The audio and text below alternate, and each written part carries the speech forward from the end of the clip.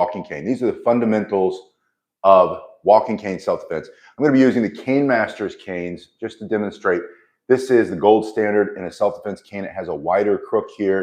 It has all these different features that you can use for self-defense. This is the basic one.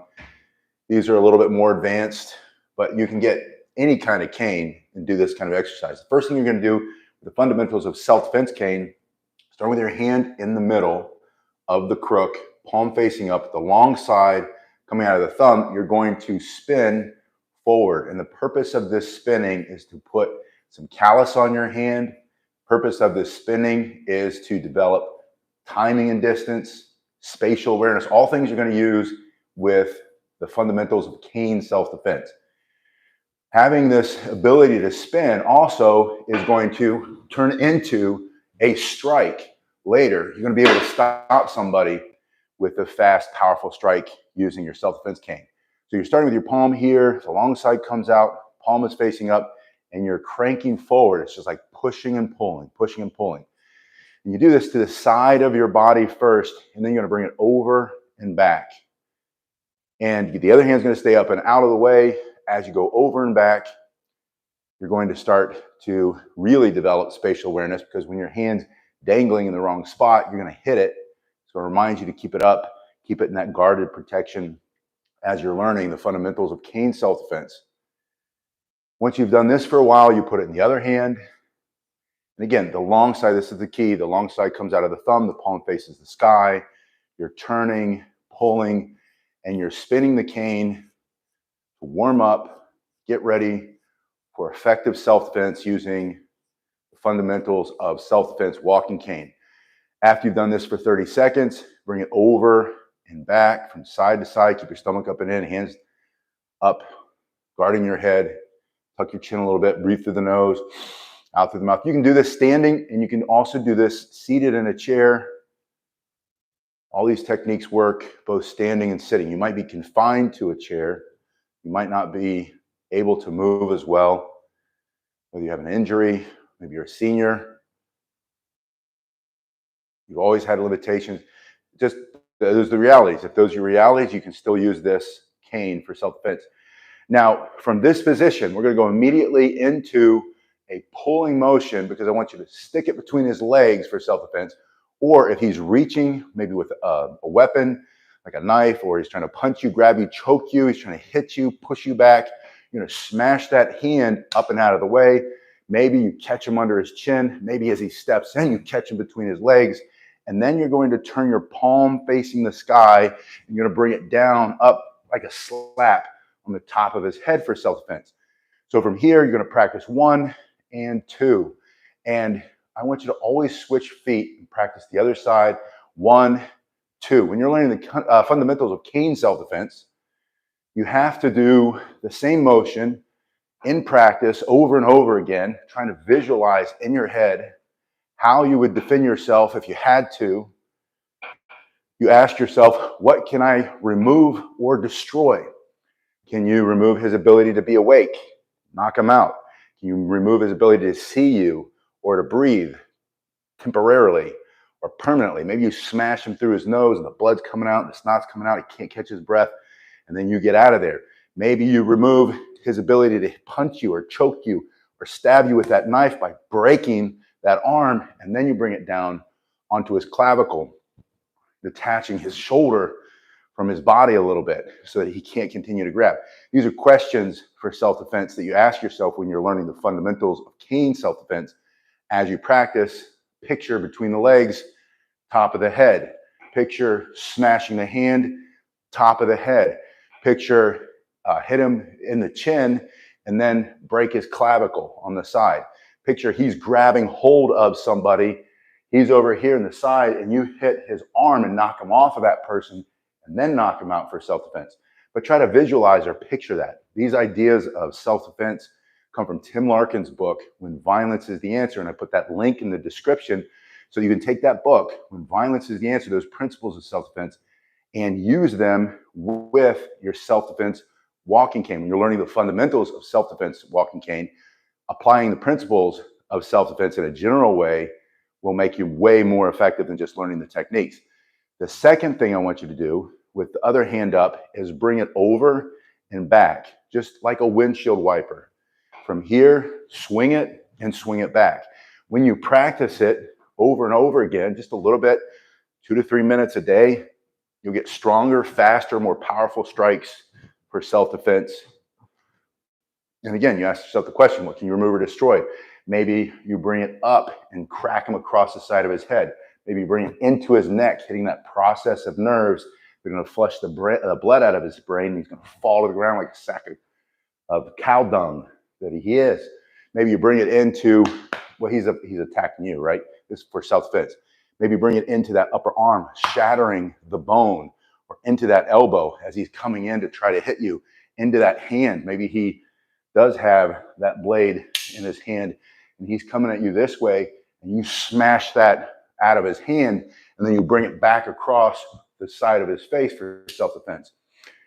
But you're using basic techniques. Fundamental self-defense techniques are ones that you can do both sides of the body evenly over and over again. And again, I want you to switch your feet, take your time. And again, you can do the standing or sitting if you need to. Let's say you need your walking cane to walk with. Let me ask a couple questions real quick. Alita, it's good to see you. B. Bob asked, how heavy is this cane? This is the Cane Masters Dojo training cane made in oak, and it's 1 inch in diameter, 36 inches long. It's very light. It's relatively light. It's not the lightest you can get. I have a cane made in rattan that's super lightweight, but it's not going to hit as hard. This is a little bit heavier. This is the Cane Masters. Well, they're about the same. Cane Masters Traveler, and they remove a little bit of the material there to make kind of a beveled edge, or like a teardrop shape, so that when you strike with that, it's going to compress the flesh, break the bone a little bit faster. This one, like I said, is about the same weight. Now this is their top of the line master cane. This one's a little bit longer. It's about 38 inches, and it has the palm rest, which also has self-defense capabilities. It also takes some of the pressure off your wrist and ergonomically makes it easier to walk with. It's a nice feature if you want to add one of those. When you go to the Cane Masters site, which is in the link in the description, you can see all the ways that you can customize your canes. Cane Masters is a custom cane company, and they are kind of the gold standard of self-defense canes, but you can have them making whatever you want. You can go super inexpensive, or you can go a little bit more expensive or really expensive, but you have all these cool different features you can get, but they're really not that heavy. B-Bob, the question was, how heavy is it? All right, so we're back in this position. We're bringing it across, bring it back. I want you this time to bring it across and then turn your hand facing the sky, and a pulling strike, bring it down now on top of his head for self-defense. So you can bring it 1 and 2 instead of a windshield wiper, bring it across his face, down on top of his head. And again, switching your feet, 1 and 2. All right, I know what I was going to show you. If you use a cane for mobility, so if you pick up your Cane Masters self-defense cane and you're trying to learn the fundamentals of self-defense with a walking cane, and you ask yourself, well, if I pick it up, I'm going to fall to the ground, then you lean on one and you use the other one for self-defense. So you can practice all these techniques. If your cane is needed to keep you from falling to the ground, use 2. Use 1 to lean on and 1 to strike with. Now, the next thing we have you do, hello, Bill. Bill, it's good to see you. Bill is in Las Vegas. Greetings, Bill. Bill says he hopes everybody's healthy. Bill, same to you. The next thing we have you do from this position is bend your knees and get your other hand up. One of the fundamentals of cane self-defense is always guard your head. When you put your hand on your head, if he's throwing a punch and you absorb that punch with this elbow, he might run into your elbow and break his hand. You might stick your elbow into his face and break the nose into his face, break the teeth down his throat for self-defense. You might be able to stick it in his throat and stop his ability to breathe and stab you and choke you to death using your elbow. So get this hand up. Instinctively, you're going to cover your head when you need to. So from this position, it's in the back hand. You're going to bend the knees and you're going to bring it up. Now this hand is up. This hand is in the cane, your grip, the fundamentals of cane self-defense, you have to think about what grip are you going to use. You simply slide the hand when it's in this position, the crook facing back, slide it down, bring it up. There it is, it's ready. From this position, you can thrust, you can pull it from your shoulder, striking down at one angle, down at a second angle. So we have off the same shoulder, off the opposite shoulder. So this is your right hand, you slide it down, put it between you and him, thrust. Think about this. I use these so much, I always eat the tip off. I've got to get a new tip there. But this part here, this hard piece of wood, this hard piece of oak, even if the rubber's still on it, going into his teeth, into his nose, into his eyes, into his chin, into his throat, into his solar plexus is going to move him back. It doesn't have to be a super powerful strike. You have to have the ability to put it between you and him. Then he's got to get around it. That's the whole point. You want to keep it between you and him. Bigger Trigger says that he might change levels. Changing levels just means bending your knees. And then you're in trouble. He's going to change levels. He's going to shoot your legs. And then he's going to pick you up and he's going to dump you because you're fighting Brock Lesnar. And he's bigger than you and he's younger than you and he's stronger. So you might as well lie down on the ground and let him kick you and stomp you into a pulp. I think that's your point. My point is you should try to fight and defend yourself anyway. God gives you the right for self-defense. You should use it. Bigger Trigger also thinks he's going to take the stick from you. So I say let him have it. Let him have it right in his nose and then across the side of his head and across his jaw on the other side, bringing it through his ribs. And then when he changes levels to shoot your legs, crack him right across the skull for self-defense, knock him out, put him unconscious, take away his ability to think, his ability to operate his system, and finish him in that spot if you can. If not, add another strike, come down on top, put two hands in it, smash him through his face, and then use the crook to rip the skin off his face, maybe the teeth out of his mouth or the nose from his face, or reach in, grab an eye, and pull it out for self-defense if you can. If you can't, add another strike. Bring this up under his groin, bring it into his chin, thrust it through his throat, chop him down a little bit, smash him again, pushing, box his ears, take out his groin, take out a knee, swing it wildly, and try to catch him as he's changing those levels or as he's trying to take it away from you. My point is, don't give up. Don't quit. Don't assume that because someone is younger, stronger, faster, bigger, meaner looking, more fights.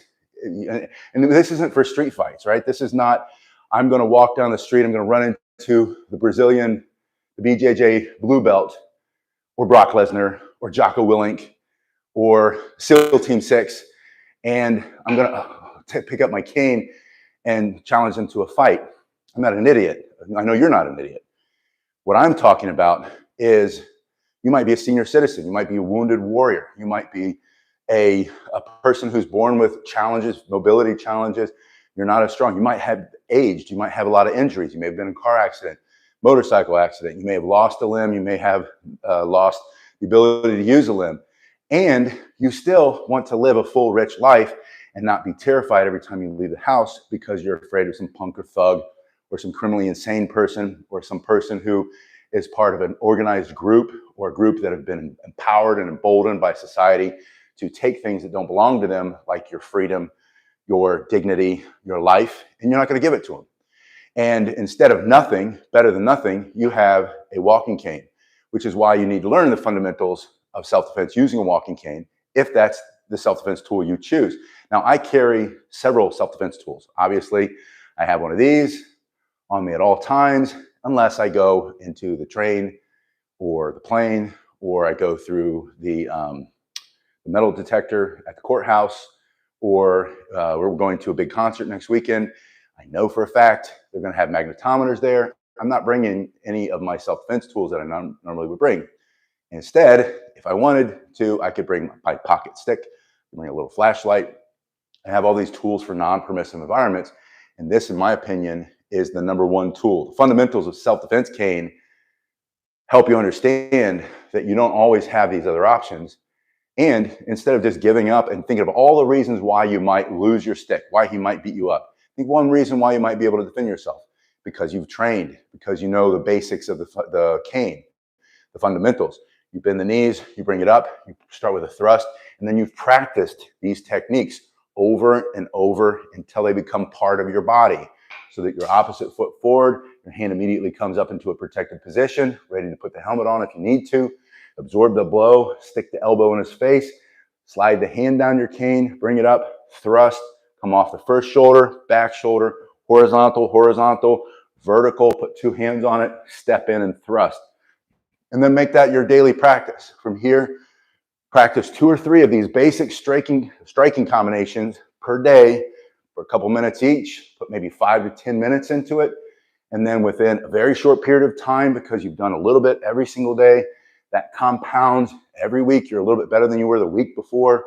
You move more efficiently, you can strike more powerfully, and you're less afraid. Just because you practiced over and over again with the mindset that you're not going to be a victim. You don't have to give up. You don't have to let somebody else take what doesn't belong to them, take your life, your freedom, your dignity, because you use the power of violence as a self-defense tool, which is the whole principle in Tim Larkin's book, When Violence is the Answer, which is in the link in the description. Get that book and read it.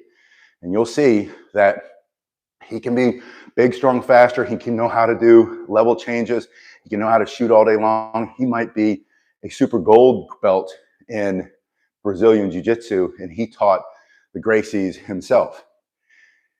And it doesn't matter. If he's trying to hurt you, take away your life, your freedom, your dignity, or harm one of your children or your grandchildren or your wife or your husband or the person you happen to be with, and you're just going to roll over and let that happen, or you're going to understand his throat is going to collapse under the same amount of pressure that your throat will. His eyeball will pop out of his head under the same amount of pressure that your eyeball is going to pop out of your head if he happens to dig his thumb into your eye socket before you get your thumb into his. And as soon as you get in there, you just turn that wrist, pop it out, and then pick up your cane and knock it off of his face, right? For self-defense. But that's the whole principle. You don't have to roll over and get kicked into the ground. There's something that you can always do. Now, the next set of techniques that I want you to practice is with the crook facing the crook facing the bad guy, facing the thief, the punk, the thug. But by the way, if it's someone trying to steal your money and they have a gun and they pull it out and they hold it on you, which doesn't often happen, but it's happening a lot more often. Now, give them your money, give them your wallet, give them your phone, give them whatever they're asking for. If they're coming for more than that, and you need to defend your life, and you're afraid of life, and then fight for your life, right? Fight. They say fight, flight, or freeze is what most people do. And then the fourth one we know now is photograph. They film. So you're either gonna freeze or fly, and then there's some bunch of 100 idiots standing around instead of jumping in, helping you smash him into the ground and take away his right or his freedom and his ability to harm innocent people and steal from them and hurt them and do horrible things to them. They're all trying to get it on their camera for their Instagram shot or to sell the TMZ. That's not going to be you, because you're going to know how to defend yourself. So the crook is facing out. From this position, you're going to pop it up and let it slide in your hand. And that's another value that you get in the fundamentals of self-defense cane is from spinning, is that you get that proprioception. And when you're in this crook facing out position, you can slide it up, it slides through your hand. You know where it is all the time. And from this position, your other hand's always up.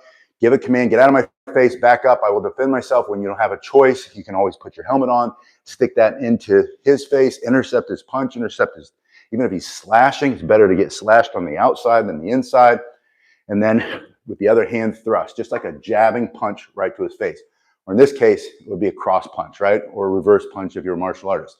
So from this position, smash here, answer your phone, get the other hand on it right away, and bayonet attack. Now from here, you practice punch, thrust. I was trying to read the comments or the chat from way back here. Ryoma Sakamoto 79 said that's what I needed. Thanks for being here. And Alita says, yeah, your phones can be a big distraction. So stick your phone in your pocket, stick it in the bag, but don't look at it. If you need to stop and look at your phone, hold it up like this. That's what we call situational awareness. Just pay attention. So from here, 1, thrust, answer your phone. 2, chop, and then push them off. Put it in the other hand, pop it up, punch them in the face, answer your phone, get it in that other hand, smash, chop, and then push them back with that big, nasty knuckle right there. Now, these are just some of the fundamentals of self-defense walking cane, some of the strikes, some of the techniques. It all comes down to the principles, though, and the principles are well defined in that book when Tim Larkin wrote When Violence is the Answer. I still refer to that all the time. Something you read and reread chapters, you forget a piece of it. I put that in the description below. This is the Cane Master Self-Defense Cane. If you need a self-defense cane while you practice the fundamentals of cane self-defense, look into Cane Masters. I also put the link in the description below. You guys have been awesome. Sorry I went on that rant. Well, no, I'm not sorry. Needed to be said. The idea that someone else is going to just smash you or take away what you have or whatever because they might be this or that, who cares? Quit thinking about what other people think. Don't find reasons to give up. Don't find reasons to quit. Don't find reasons to roll over and die. Find reasons to fight. Fight for your life. Fight for your freedom. Fight for your dignity, and fight for the people around you. Fight for your family. Stand up for your family. Speak up for your family, and don't ever give up. Anyway, thanks, Bigger Trigger. Like I said, I don't apologize for the rant, but you made such a great point when you said that, and that's one of my favorite things. My other favorite comment is people say, "I just take my 45 ACP," and it's like I have so much qualification. I've shot so many different things, and I firmly am a Second Amendment believer and believe in it to the core of my being. However, I also believe you need to have so many more options to defend yourself. Anyway, you guys have been awesome. I'll see you in a little bit. Thanks so much for being here. I'm pouring sweat. It's 130 degrees in the garage today, but I would not trade it for working out with you guys any day. Thank you.